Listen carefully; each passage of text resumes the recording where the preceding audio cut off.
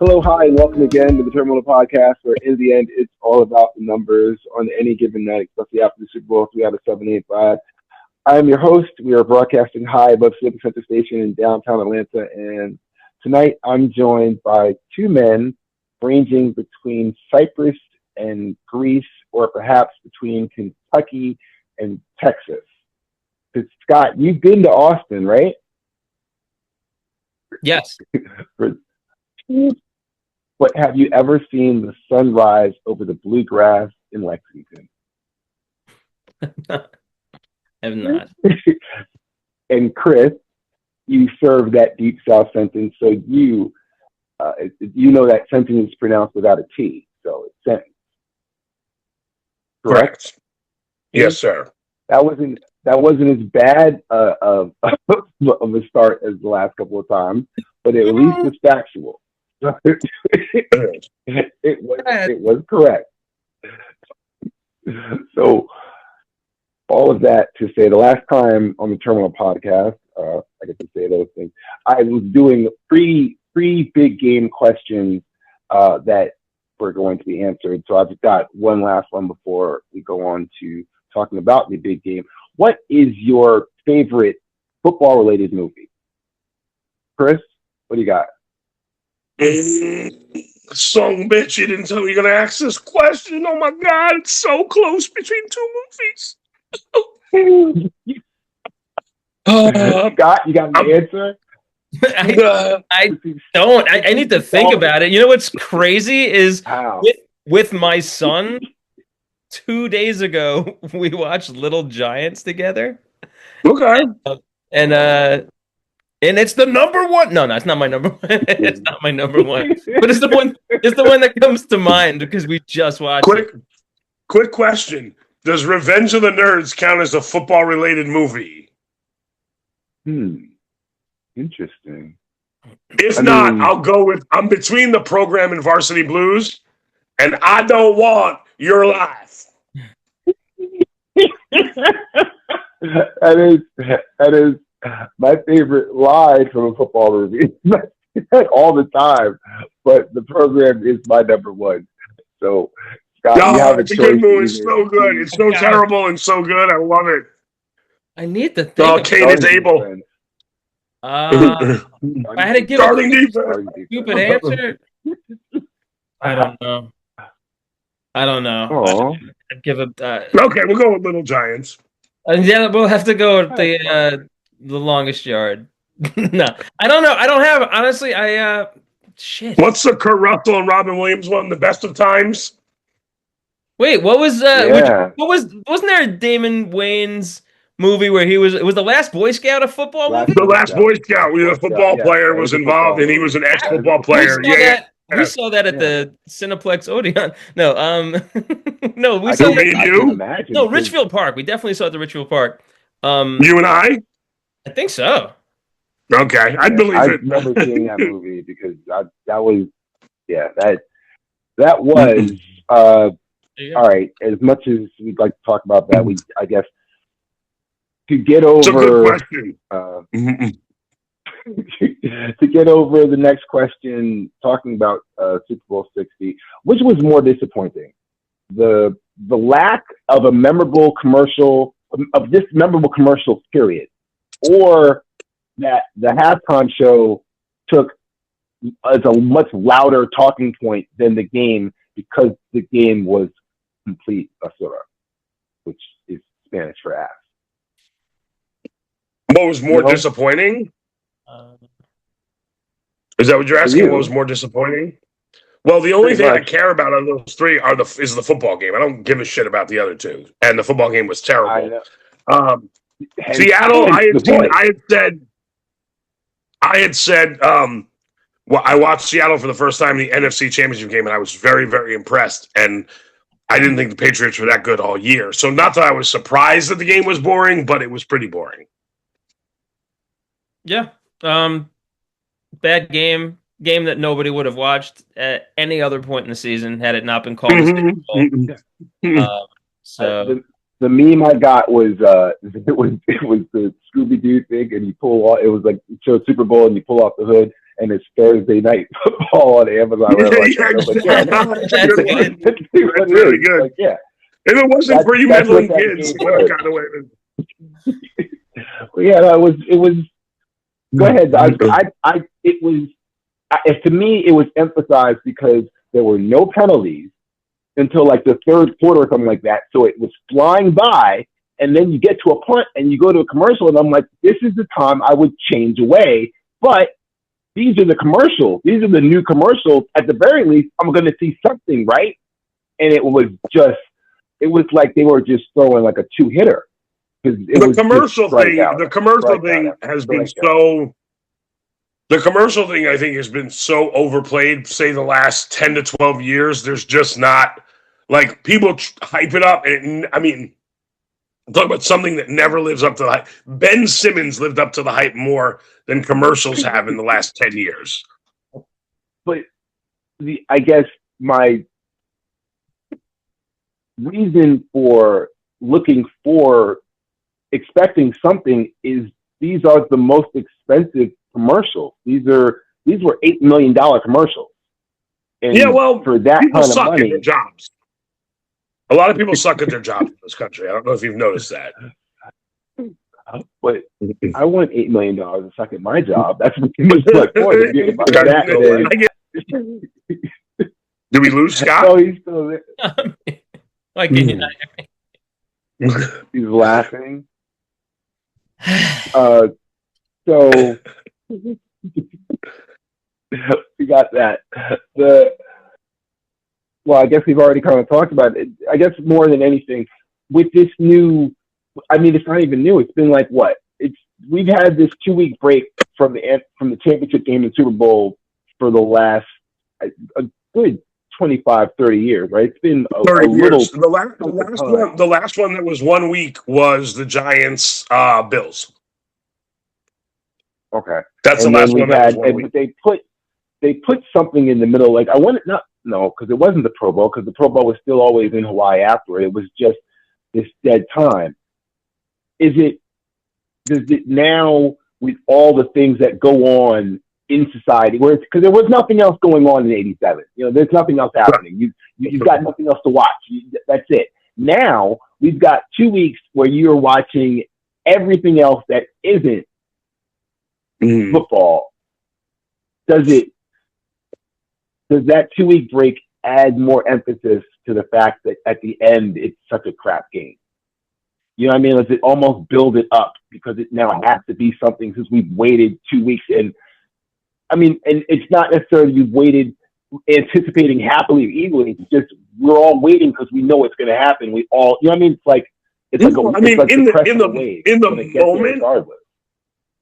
In the moment, maybe, but like, what was a really good Super Bowl recently? The Bengals Chiefs Super Bowl, right? A couple of years ago, right? Okay. Do you remember that? Like, the 2-week wait was horrible. Like, again, in the moment you do, but I remember the good Super Bowls because they're good Super Bowls. You're looking at it as a football game. I'm looking at it as an event because it is. I don't give a shit of it as an event. So talk to someone that cares about it as an event. Well, then don't ask me about that because you're asking the wrong person. Get some fucking douche that cares about the halftime show to come on here. It's got nothing to do with the halftime show. It's bigger than just a football game. It's the NFL has turned it into something that is bigger than just a football game. I understand that, but you're talking to the wrong audience for that. You're bringing on the wrong expert, if you want to call me that, for that. I'm not calling you an expert at all. But. So, Scott, I guess then that makes you the culture expert in this conversation. Since Chris doesn't seem to know anything about it, would you? I'll ask this simple question: would you consider the Super Bowl to be a holiday in the way that Americans celebrate holidays? Sure. Yeah. It's a holiday. It should be. It would be smart if they actually made it a proper holiday. Gave people a day off of work the next day or something. Had some kind of patriotic thing tied to it somehow. I don't know. But I didn't follow any of the build up. Like I didn't like. You're right. It's been it's been a while since I've actually like cared about the hype of any of the matchups. You know, like I don't. Mhm. When I say the hype, I'm not saying like the defensive side of this, and I'm not saying that. I'm just talking about the fact that you knew for 2 weeks this was coming, right? We all knew the Super Bowl was going to happen. It was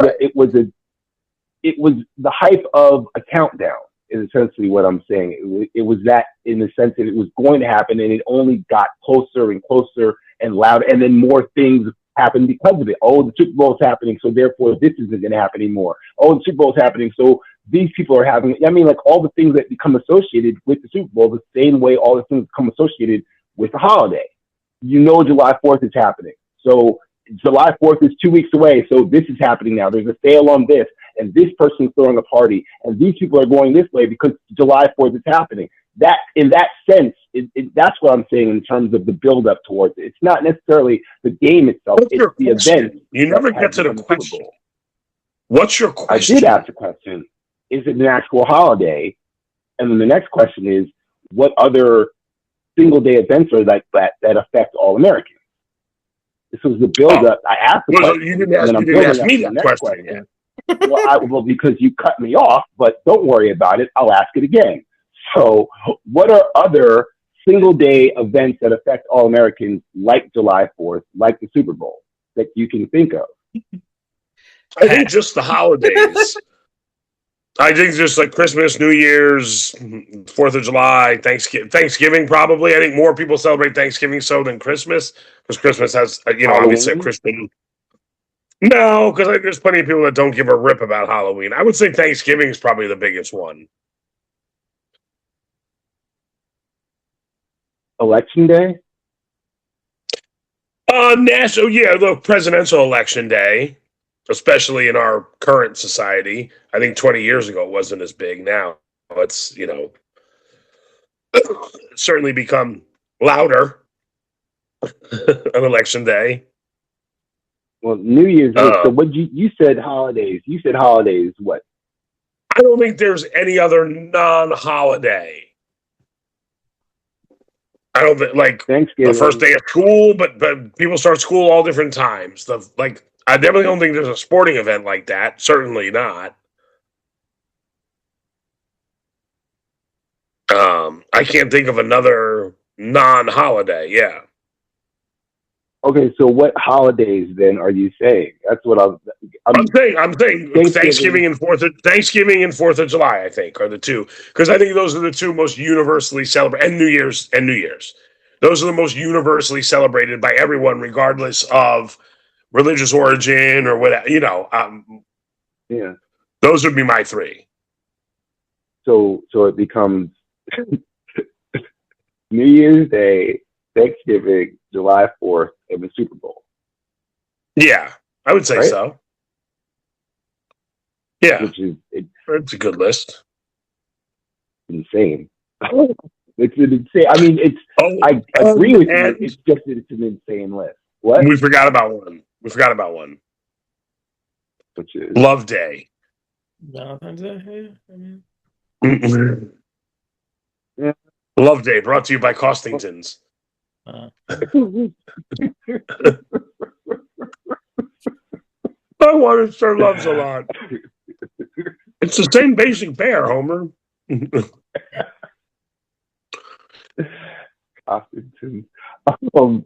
I was just the Super Bowl is there any other? So then, because there's no other true sporting event that kind of comes up like that. I was just kind of looking over the different sort of finals. It would almost be like a pyramid of what.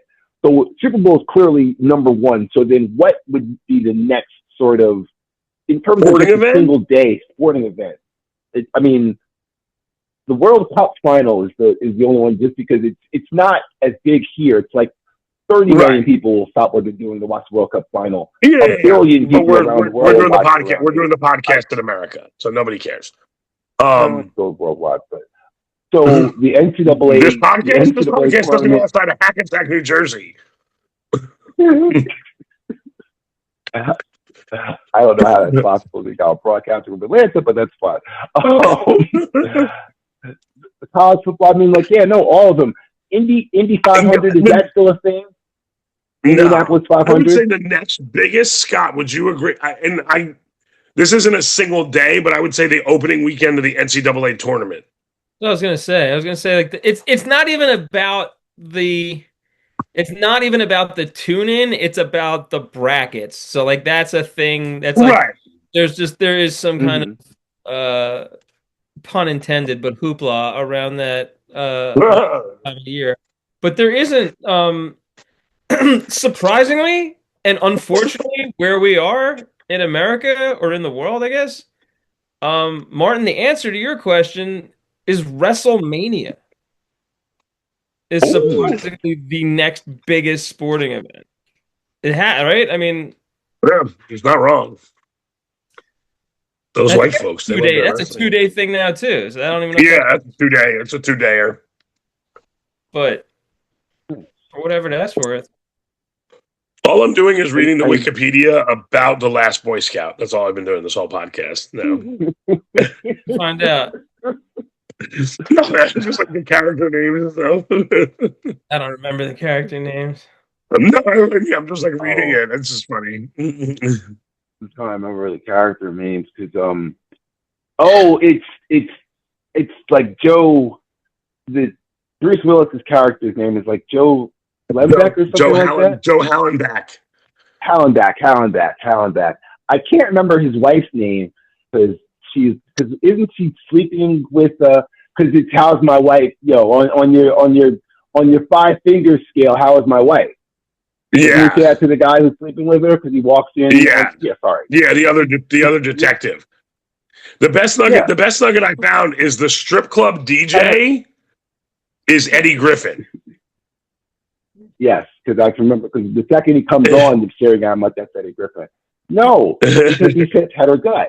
Because when he comes outside with that same detective, he says head or gut. Yeah. He's sleeping with his wife. Yeah. All right. That's a horrible transition to basically. All right.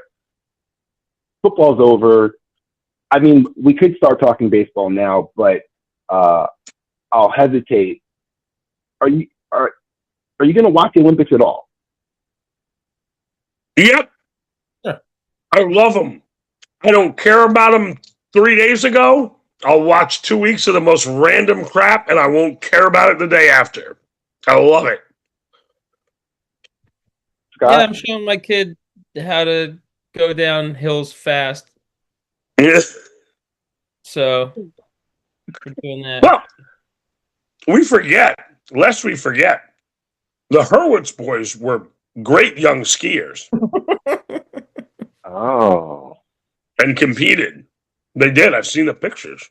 There are photos, but to someone had a question about bronze medals, and that's all I ever took home. Like I was you were a bronze guy. I was a bronze level skier.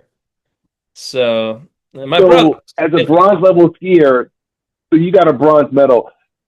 How did it feel getting? I mean, like honestly, were you upset getting a bronze medal, or was it like I might be third, but I'm still third best in all the rest of these people out here? No.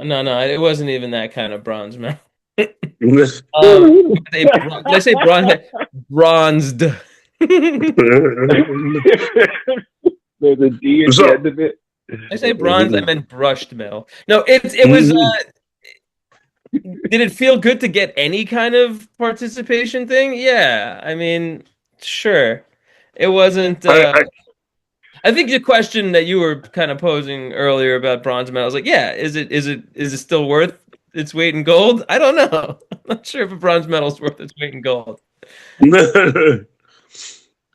it was more because there's a Seinfeld, of course, the great social commentator Jerry Seinfeld does have a bit about that he did. It was in one of the opening bits of the show, but it's a small bit. He just said, like, training and working your whole life to get to the Olympics.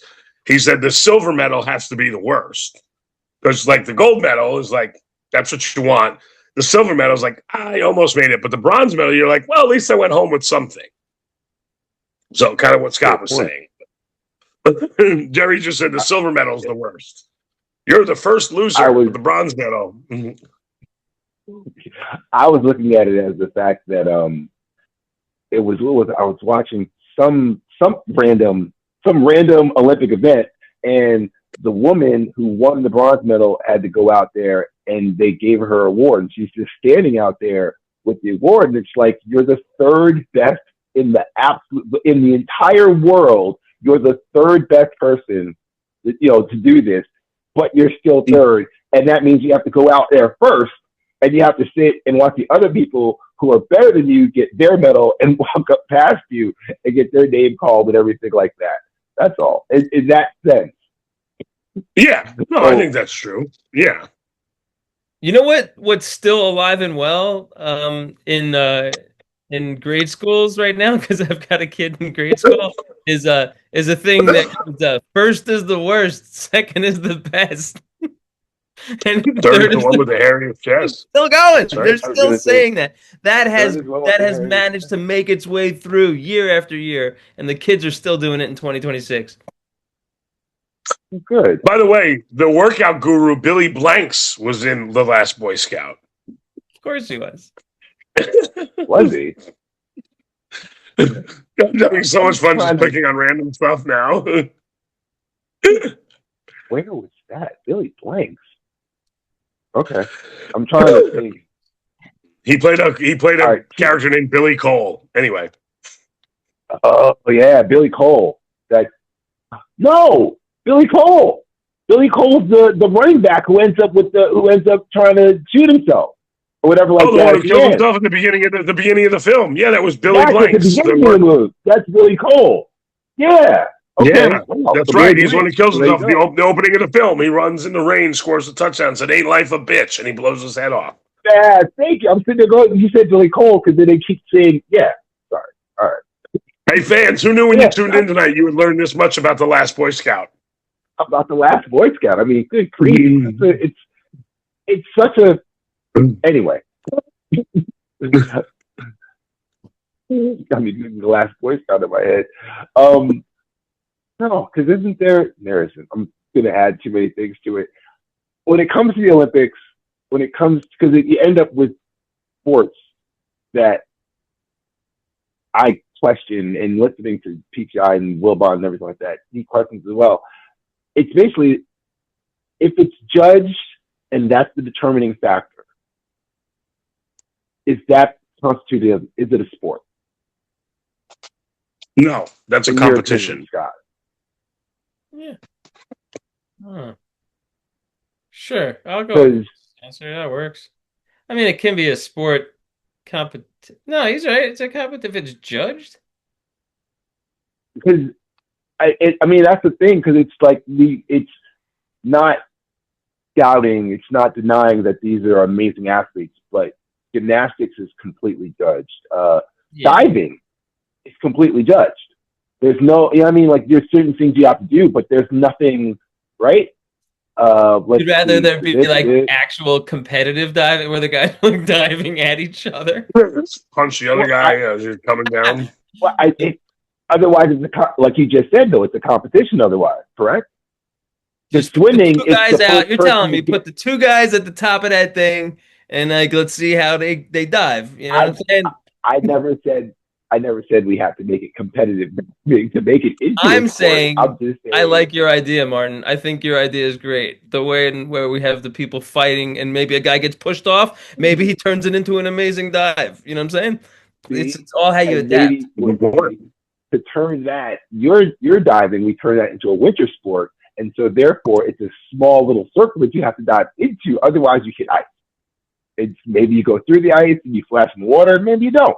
Yeah, a lot more injuries in your version, but yeah, I mean, well, I'm trying to look. Apparently, if I don't think it's a sport, I'm trying to add something to it. So like that still, you combine it with that. What was that? The ultimate slap fighting. Yeah.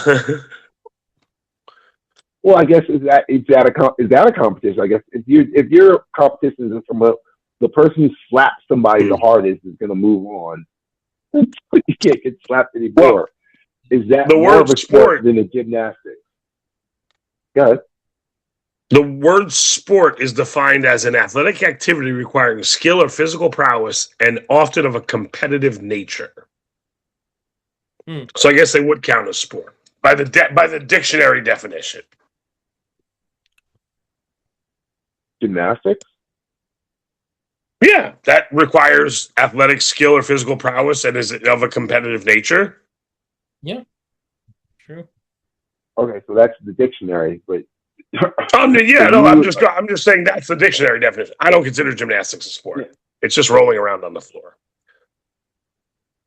So you don't consider? Do you consider diving a sport?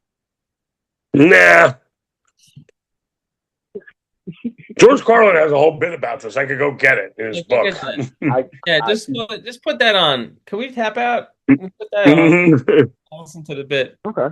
Roller fucking, right. whatever that thing is. Right? So we'll tap out kind of like USFL did a long time ago, and I had a trivia question that had something to do with this, but I'm just going to pull it here. So tonight's trivia question will honor the best of those who once were on the outside with the USFL and didn't. Most of them got to play in the big game. So how many of the original USFL alum are in Canton as of 2022?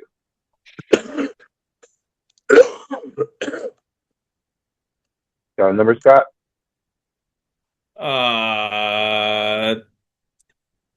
13. Okay. Chris?